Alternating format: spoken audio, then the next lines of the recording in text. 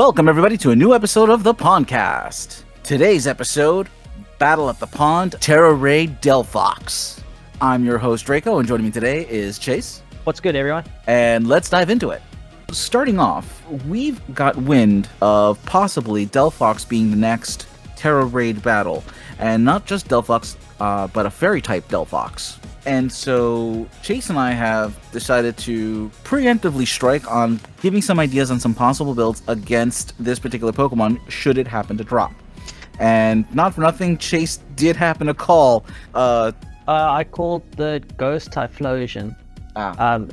And so we're gonna go ahead and just try and tackle this one up and see if maybe we call it right and if give our viewers enough time to possibly build a competitive Pokemon that would work against it. We're going to be looking at the fact that we're dealing with a Fairy type, which takes 2 times damage from Poison and Steel, half damage from Fighting, Bug, and Dark, and no damage from Dragon typing.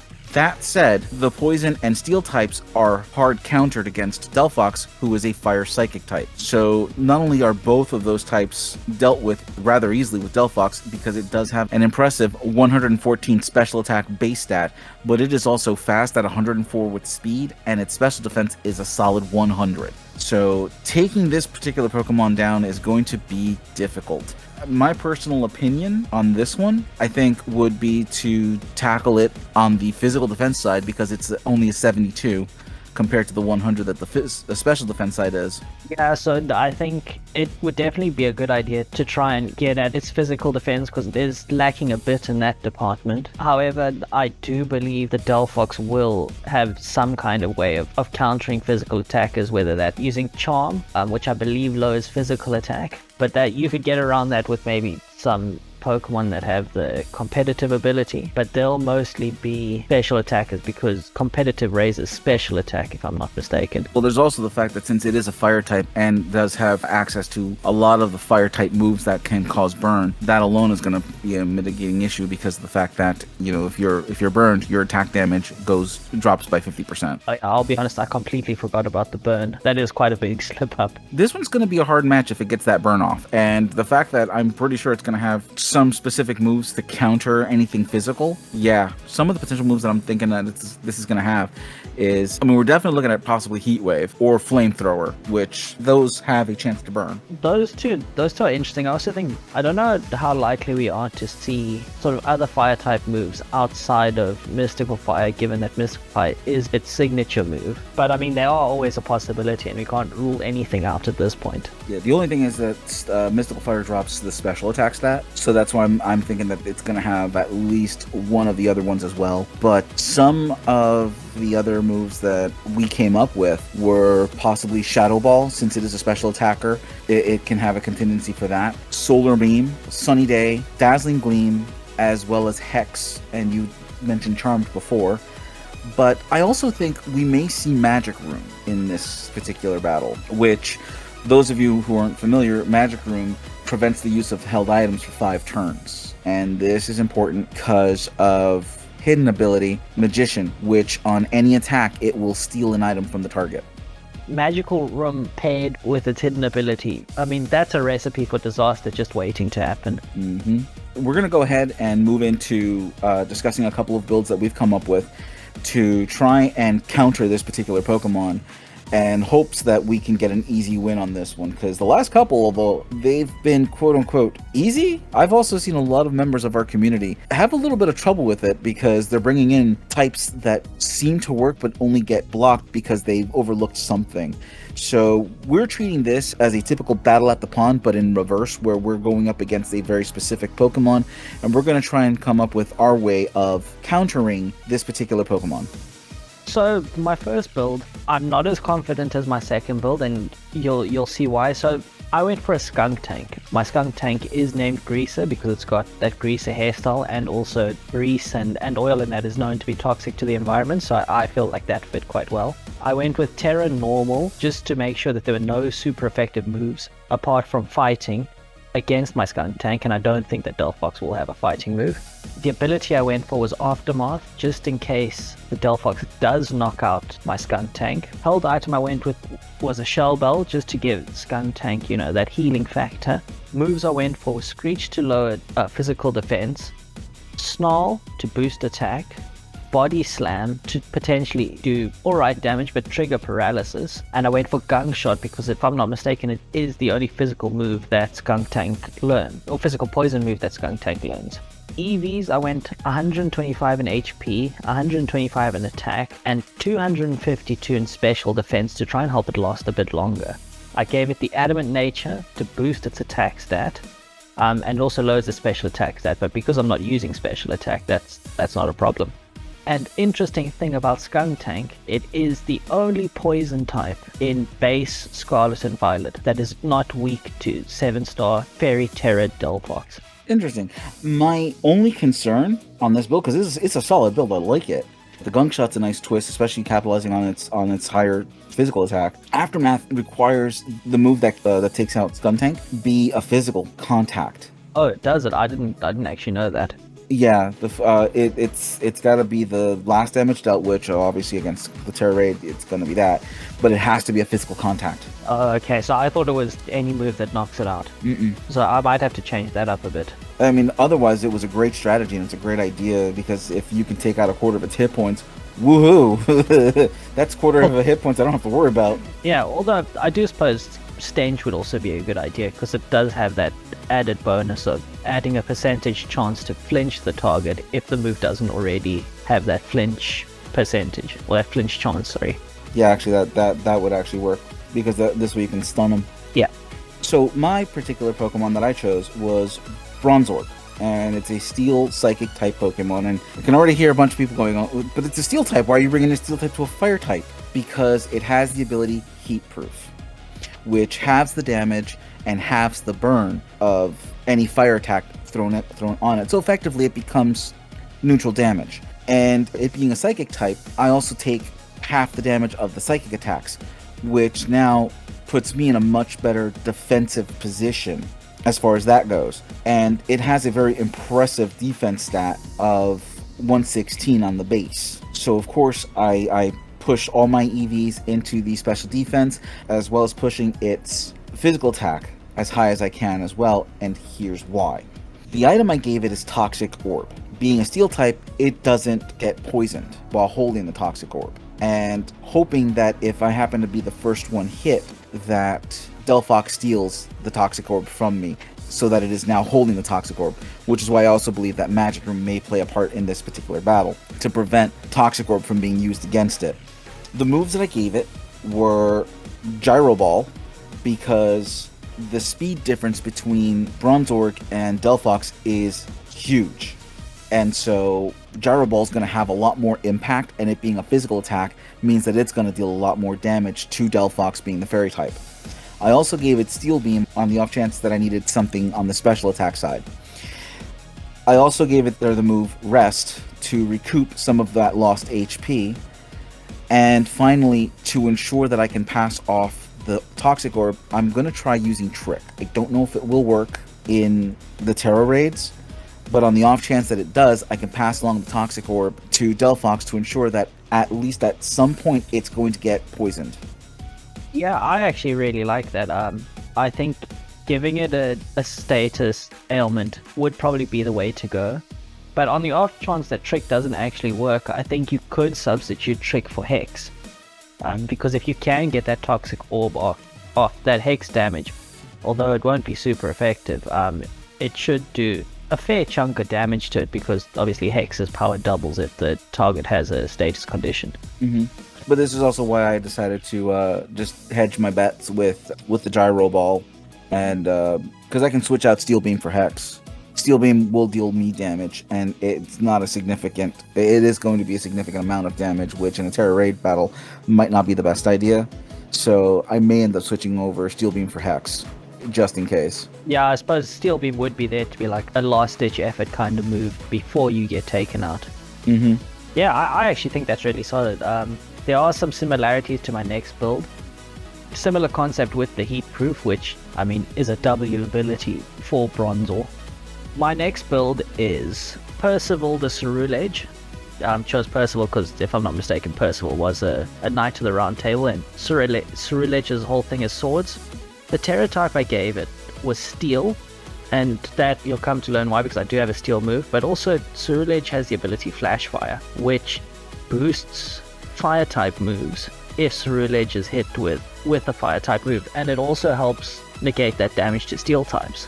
The held item I gave it was the Expert Belt to help sort of give that damage boost or its damaging moves an upgrade, just to do that little bit more damage. Moves I gave it were Bitter Blade, but it's a fire type move, but it also does help in recovering HP. I gave it Bulk Up to boost its stats, Clear Smog to cancel any boosts that Delphox does to itself, and Iron Head to capitalize off that Terra Steel, or the Steel Terra typing.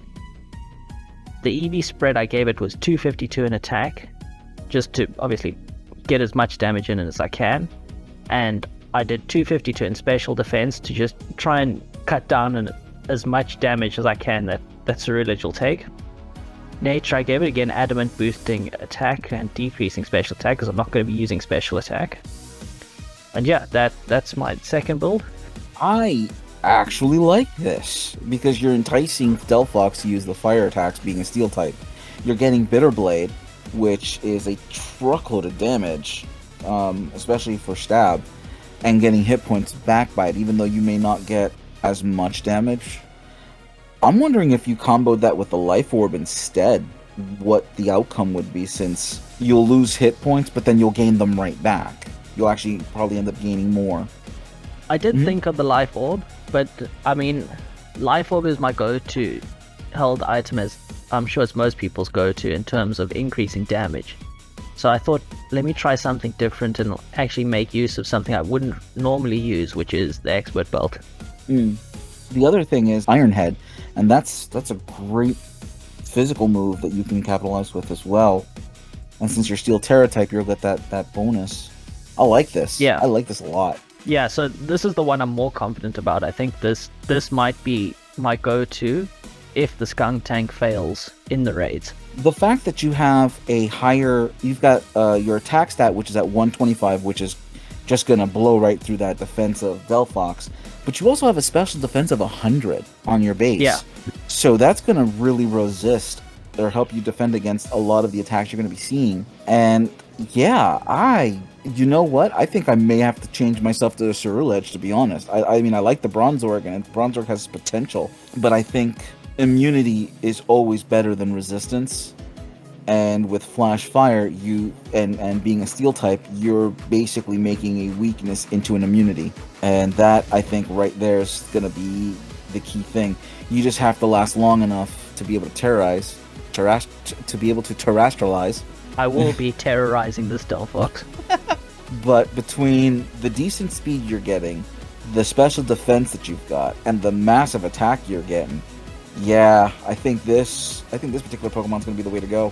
Yeah, my only concern is the speed, because I mean, 85 versus I think it's 105 for Delphox. It's 104. You were close. Yeah, so that's my only real concern, but hopefully having the Bitter Blade then, and also Flash Fire boosting that on top of the Expert Belt boost, hopefully that's able to offset the damage quite a bit to help Ceruledge last a bit longer. Yeah, I agree. I like this. I like it a lot. I really do. I'm gonna have to build. This is actually probably one of the first times I'm gonna try and build out 2 Pokemon for this particular raid if it hits. Oh, that actually makes me really happy, because I am very concerned that these 2 builds might not work, but I do have a lot of hope for Ceruledge.